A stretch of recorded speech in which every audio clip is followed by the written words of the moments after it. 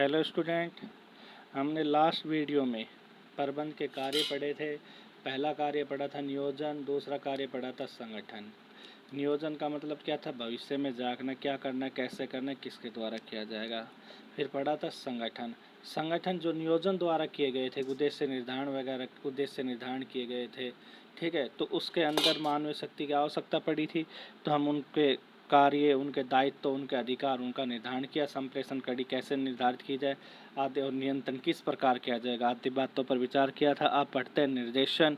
देखो, निर्देशन के अंदर 4 तत्वों को शामिल किया जाता है। निर्देशन 4 तत्वों से मिलकर बना है, ठीक है भाई। निर्देशन कितने? 4 तत्वों से। पहला तत्व है भारार्पण, संप्रेषण, अभिप्रेरण, नेतृत्व, पर्यवेक्षण। यानी कि देखो, वैसे मेनली तो क्या है? संप्रेषण। संप्रेषण क्या होता है? अपने विचारों का आदान प्रदान करना। जब तक आप किसी को अगर निर्देशन कर रहे हो तो आपको बोलना तो पड़ेगा। बोलना हो या देखो, संप्रेषण सांकेतिक भी हो सकता है, जैसे इशारों से। क्रिकेट के मैच के दौरान एक एम्पायर पूरे 100 ओवर का ब्यौरा इशारों में, संकेतों के माध्यम से वहाँ तक स्कोर बोर्ड तक पहुँचाते हुए 4 गए, आउट है, एलपीडब्ल्यू के रन है, ठीक है। तो सांकेतिक भी हो सकता है, लिखित भी होता है। जैसे हम बस जा रही है, बस के आगे हाथ लगाते, सांकेतिक संप्रेषण होगा कि बस रोक दीजिए, ठीक है। और ऐसा आगे की तरफ करता, आगे दूर जाना, ठीक है। अभिप्रेरणा क्या होता है? कर्मचारियों को कार्य करने की शक्ति तो है, परंतु उनमें इच्छा नहीं, हम इच्छा जागृत करते हैं। तो यानी कि निर्देशन क्या होता है? निर्देशन। अगर आप किसी को काम करने के लिए कह रहे हो तो सबसे पहले तो आपको संप्रेषण करना पड़ेगा, और उससे काम करवाना चाहते हो तो सभी प्रेरित करना पड़ेगा। नेतृत्व क्या होता है? अपने अनुसार अपने अनुयायियों को कार्य करने के लिए प्रेरित करना, जैसा आप चाहें। तो जो आपके अधीनस्थ है, जब तक आप उनका उचित नेतृत्व नहीं करोगे तो आपके द्वारा दिया गया निर्देश पूरा नहीं होगा। एक है पर्यवेक्षण। पर्यवेक्षण क्या होता है? उन पर नज़र रखना। यानी कि जब आपने उनको बता भी दिया, फिर उनको अभिप्रेरित भी कर दिया, फिर आप उनका नेतृत्व भी कर रहे हो, फिर जब तक आप उस पर नियंत्रण कैसे, यानी पर्यवेक्षण द्वारा नियंत्रण नहीं करोगे तो आपका निर्देशन सफल नहीं होगा। तो हम पढ़ते हैं निर्देशन। किसी कार्य को करने के लिए संस्था में उपलब्ध संसाधनों का उपयोग किस प्रकार किया जाए कि अधिकतम सफलता या लक्ष्य प्राप्त हो सके, इसे ही निर्देशन कहा जाता है। संस्था में प्रबंधक निर्देशन का कार्य भी करता है। वह संगठन में कार्यरत अधिकारियों एवं कर्मचारियों को आदेश दे, ठीक है, अभिप्रेरित करता है। बताया अभिप्रेरित क्या होता है? अभिप्रेरणा, यानी कि एक व्यक्ति या एक कर्मचारी में कार्य करने की शक्ति तो है, परंतु उनमें इच्छा नहीं है, तो उनको अभिप्रेरित किया जाता है, ठीक है भाई। मोटिवेशन, यानी कि हम जिसे बोलते हैं मोटिवेशन किया जाता है, ठीक। जैसे हम रामायण देख रहे थे, हनुमान के अंदर कार्य शक्ति तो थी, वो उसको उलाक सकता था, ठीक है, समुंदर पार जा सकता है, परंतु वो क्या था? उसको अभी प्रेरित किया जाता है, वो गाना उनाता है भाई कि, ठीक है भाई। नेतृत्व। नेतृत्व क्या होता है? कि अपने अनुयायियों के अनुसार, अपने अनुयायियों को अपने अनुसार कार्य करवाना। कि जो नेता होता है, जो अपने अनुयायी कोई भी हो सकते हैं, कोई अधीनस्थ भी हो सकते हैं, सीने जो कहे उसकी बात मान लेते हैं, भाई मैं तो इसकी बात जो उसके अनुसार, ठीक है। जैसे ये लोग आजकल सत्संग वगैरह भी लेते हैं, उनके लिए तो नेता ही होगा। जो गुरु कहते हैं वही मानते। जैसे मांस नहीं कर, राधा स्वामी कहते हैं कि मांस मछली काटो, नहीं काटते, जो वो कह देते वही करते हैं, ठीक है। संप्रेषण करना, अपने विचारों को आदान प्रदान करना, यानी कि अपने विचारों को आदान प्रदान करना, ठीक है। तथा पर्यवेक्षण करना, नज़र रखना कि एक व्यक्ति जो आपने निर्देश दिया, जब तक सफल नहीं होगा जब तक आप उस पर क्या पर्यवेक्षण नहीं करोगे। निर्देशन के द्वारा ही प्रबंधक कर्मचारी अधिकारों के व्यवहार को संगठन के अनुकूल बनाता है। निर्देशक के द्वारा ही प्रबंधक कर्मचारी अधिकार के, क्योंकि कर्मचारी और जो अधिकारी हो गए, अधिकारी वैसे कर्मचारी होते हैं सारे, तो उनके व्यवहार को अगर संगठन के अनुकूल नहीं होंगे, यानी कि उनको अभिप्रेरित क्या कहते हैं? जैसे भाई देखो, प्रबंधक है तो कर्मचारी, अगर संस्था नहीं है तो कर्मचारी क्या करेंगे? संस्था ही नहीं होगी तो कर्मचारी बेरोजगार हो जाए। तो दोनों एक दूसरे के लिए, ठीक है। जिसे मानसिक क्रांति बोला जाता है। प्रबंधकों से कहा जाता है कि तुम्हारे बिना ये कर्मचारी नहीं, और कर्मचारी बिना तुम नहीं।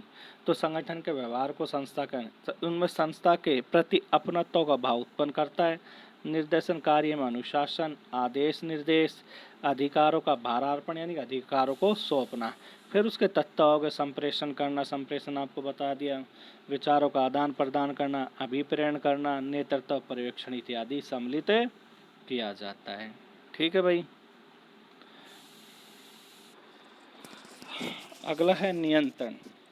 प्रबंधक अपने इस कार्यों के माध्यम से प्रबंध के सभी कार्यों को कुशलतापूर्वक निष्पादन करता है। वैसे मैं नियंत्रण की एक परिभाषा बोल सकते हैं कि नियंत्रण वह प्रक्रिया है जिसके द्वारा वास्तविक परिणामों को इच्छित परिणामों के निकट लाने के प्रयास किए जाते हैं। कहते हैं नियंत्रण वह प्रक्रिया है जिसके द्वारा वास्तविक परिणामों को इच्छित परिणामों के निकट लाने के प्रयास किए जाते हैं। जैसे हम नॉर्मली मान के चलते एक सिंपल सा उदाहरण जो सामाजिक तौर पर देते हैं, मान लें आपने सोचा कि मेरी 70% आएगी, सुबह 5 बजे उठूँ, ये आपकी क्या हो गया, इच्छित परिणाम है कि मेरे 70% आने चाहिए, परंतु आपका आए वास्तविक 50। तो अब इन दोनों के बीच में डिफरेंस कितना है, 20%। अब इस 20% को 50 को 70 के नज़दीक कैसे लाया जा सकता है, नियंत्रण के माध्यम से। यानी किसके माध्यम से ला सकते, केवल नियंत्रण के माध्यम से। ठीक है, क्योंकि जितना नियंत्रण करेंगे, जैसे अगर थोड़ा सा नियंत्रण करा तो 60 आ जाएगा, और ज़्यादा नियंत्रण किया 65 आ जाएगा, और ज़्यादा नियंत्रण कितना आ जाएंगे, 70। तो हम इच्छित परिणामों के नज़दीक आ गए, यानी कि जिसके द्वारा वास्तविक परिणामों को इच्छित परिणामों के नज़दीक लाया जाता है, इसलिए कहा जाता है कि। ठीक है भाई। अगला है, आगे चलते हैं। कहते हैं प्रबंधक अपने इस कार्यों के माध्यम से प्रबंध के सभी कार्यों को कुशलतापूर्ण निष्पादन करता है। नियंत्रण कार्य के अंतर्गत प्रबंधक द्वारा कार्य के परिमाप नियोजन के लक्ष्य निर्धारण के समय ही निर्धारित कर लिए जाते हैं। देखो, कार्य परिमाप का मतलब, परिमाप होता है स्टैंडर्ड। आप देखो, आप किसी चीज़ पर नियंत्रण करना चाहते हो तो आपके सामने उसकी तुलना करने के लिए, तो जैसे मैं 1 घंटे में शाजापुर पहुंच जाऊंगा, ठीक है, रेवाड़ी से शाजापुर, तो मेरे पास एक नियंत्रण होगा 1 घंटे के अंदर। अगर मैं धीरे धीरे मोटरसाइकिल चलाऊंगा तो हो सकता है मुझे 1.5 घंटा लग जाए। तो एक परिमाप निर्धारण कर लिए नियोजन करने से पूर्व कि मैं यहाँ सुबह डेली स्कूल जाता तो 8 से भाई 9, 9:30 का स्कूल है तो 8:30 बजे निकल लो कि फाटक उटक भी बंद हो सकता है, तो नियंत्रण कर लिया, तो एक परिमाप मुझे मिल गया। जैसे एक हलवाई है, खाना उना बनाता है, तो खाने पे नियंत्रण कैसे करता है, ये कोई भी कभी देखा है सब्जी वगैरह बहुत ज़्यादा में, क्योंकि नियंत्रण उसने एक परिमाप ले रखा है भाई कि 1 किलो पनीर में इतनी मिर्च डालनी, इतना एक स्टैंडर्ड है।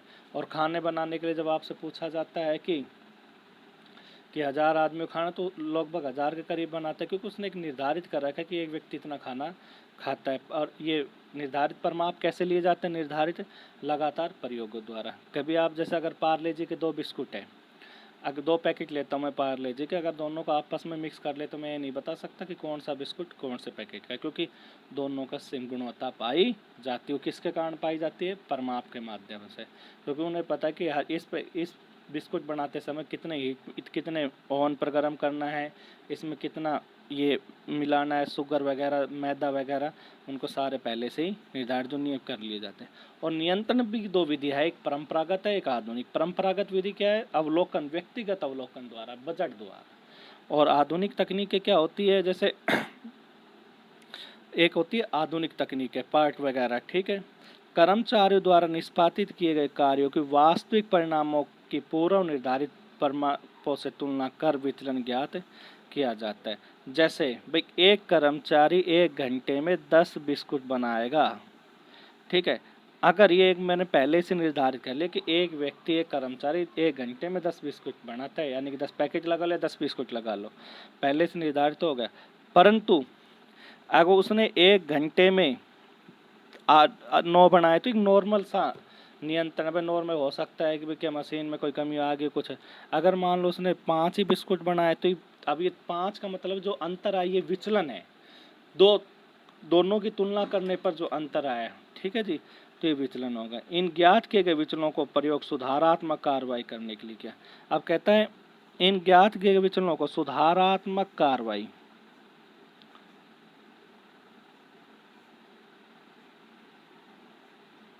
सुधारात्मक कार्रवाई का मतलब या तो कार्य के दौरान उनमें सुधार कर लिया जाए, ठीक है, या कार्य, ताकि भविष्य में इस प्रकार की त्रुटि की पुनरावृत्ति। कार्य के दौरान जैसे सुधार का मतलब जैसे आपने देखा भाई, चाय बना रहे हो, चेक करते हैं कि मीठा ज़्यादा है तो उसमें और कम मीठा डाल, उसमें दूध वगैरह मिला दिया, पानी मिला दिया, अपना आप हो जाए नियंत्रण। अब कहते हैं हेनरी फ्योल के अनुसार नियंत्रण का आशय यह जांचने से है कि संस्था के सभी कार्य या योजनाएं दिए गए निर्देश एवं निर्धारित नियमों के अनुसार हो रहे हैं या नहीं। नियंत्रण का उद्देश्य कार्य की त्रुटियों का पता लगाना है, जिसमें कार्यों की त्रुटि का मतलब जो विचलन आए किस कारण आए, और फिर यथासमय उसमें सुधार किया जा सके तथा भविष्य में इस प्रकार की त्रुटियों की पुनरावृत्ति रोक, यानी पुनरावृत्ति का मतलब उनकी दोहराई रोका जा सके। जैसे मैं गुलाब जामुन बना रहा भाई, 1 किलो खोए में 20 पीस बनते हैं, 15 बन रहे, तो इसका कारण क्या है 5 का, वो ढूंढा जाता है, फिर दोबारा से उसे रोका जाता है। तो कार्य के दौरान भी किया जा सकता है, कार्य के बाद भी। ठीक है, हम जैसे खाने बनाने वाली चीज़ें पहले चेक करके देखते हैं, वो कार्य के दौरान ही नियंत्रण कर लेते हैं। ठीक है।